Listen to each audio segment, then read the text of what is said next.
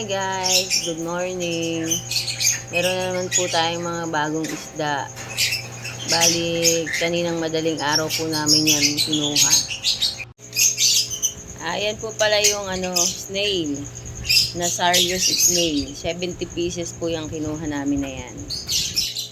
I-acclimate lang po yan, tapos i-diretso na po sa malaking aquarium. Yan po mga isda, i-acclimate po muna. Tapos saka po i-release dyan sa aquarium. So guys, kagaya ng dating ginagawa natin, pag may mga bagong isda, kailangan muna nilang i-quarantine dyan at lagyan ng gamot. Bago ilagay sa main aquarium para safe yung sasamahan nila.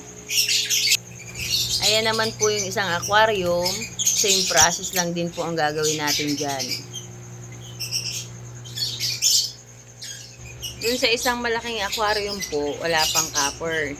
Dito po, meron ng half dose.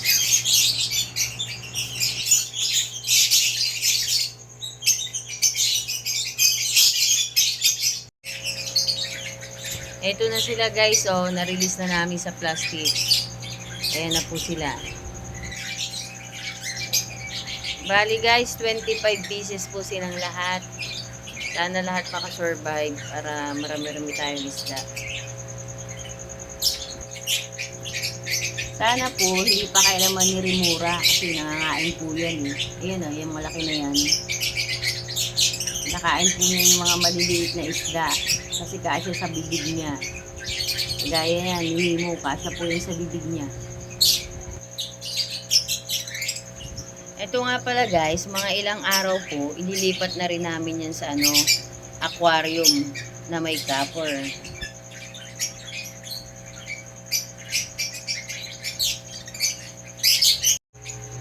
Bali ito guys, yung mas maliit na aquarium nirelease na rin namin yung mga isda sa plastic.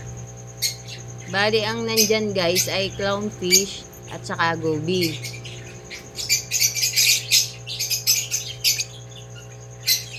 Yan yung may half dose na copper na.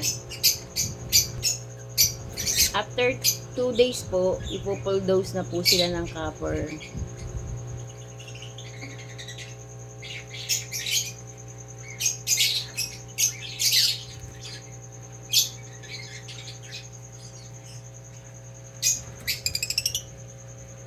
So, paano guys? Hanggang dito na lang po ang aming video.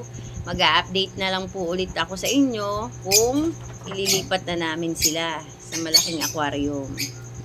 Bye guys! Thank you for watching!